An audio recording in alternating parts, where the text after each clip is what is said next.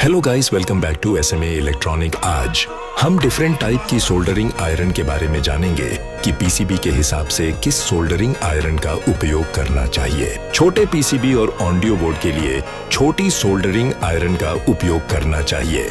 बड़े पीसीबी और audio board के लिए नॉर्मल सोल्डरिंग आयरन का उपयोग करना चाहिए जो 25 से 25 वाट के बीच में आती है। इस सोल्डरिंग आयरन से आप आईसी रिमूव भी कर सकते हैं।